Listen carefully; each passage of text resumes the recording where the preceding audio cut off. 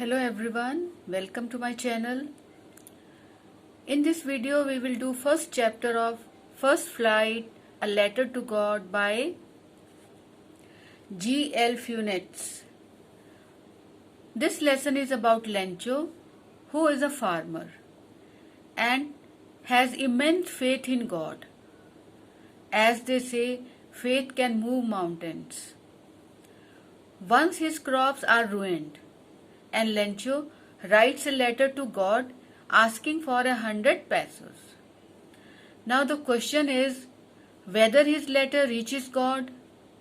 Does God send him the money?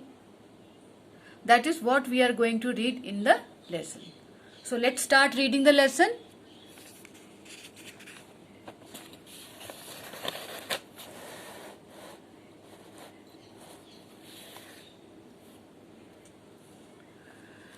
The house, the only one in the entire valley, sat on the crest of a low hill. The house, अब किसके घर की बात हो रही है? Lencho के घर की. अब उसका घर जो था, the only house in the entire valley, मतलब पूरी वैली में सिर्फ उसका घर था जो बिल्कुल टॉप ऑफ द हिल, जो बिल्कुल एक हिल के ऊपर पे था. From this height one could see the river and the field of ripe corn dotted with the flowers that always promised a good harvest. अब जितनी ऊंचाई पे उसका घर था तो वहां से नदी भी दिखाई देती थी और फील्ड ऑफ राइप कॉर्न, तो उसके जो मैदान थे वो पूरे पके हुए थे कॉर्न की फसल से, मक्का की फसल से. डॉटेड विद द फ्लावर्स, इसका मतलब है कि पूरी फसल के ऊपर फ्लावर्स थे. And that always promised a good harvest, तो उन फूलों का आने का मतलब कि वो एक अच्छी फसल की इशारा कर रहे थे कि अब की बारी की फसल बहुत अच्छी है. The only thing the earth needed was a downpour और एटलीस्ट अ शावर. अब जमीन को, उस फसल को क्या जरूरत थी? थोड़ी बहुत बारिश की. Through out the morning Lencho, who knew his fields intimately, had done nothing else but see the sky towards the north end. Throughout the morning, अब पूरी सुबह लेंचो, जो अपने फील्ड्स को, जो अपने मैदानों को बड़े अच्छे से जानता था, had done nothing, उसने कुछ नहीं किया पूरी सुबह सिवाय आकाश की तरफ देखने की. और वह किस दिशा में देख रहा था? नॉर्थ ईस्ट की. Now we are really going to get some water, woman. Now जो लेंचो है, he is seeming very hopeful.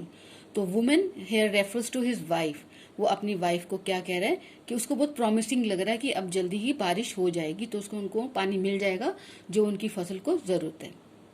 The women who was preparing supper replied, अब वो जो वुमेन थी, जो उसकी वाइफ थी, वो खाना बना रही थी रात का, तो उसने जवाब दिया, यस गॉड विलिंग, अगर भगवान ने चाहा तो बारिश हो जाएगी.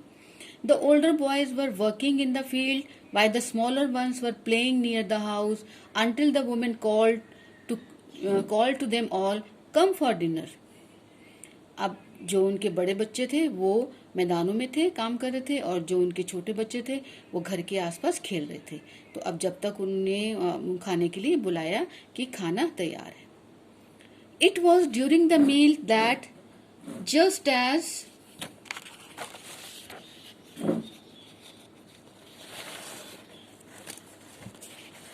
as Lencho had predicted. अब जब वो खाना खा रहे थे तो लेंचो ने जैसे कि प्रेडिक्ट किया था.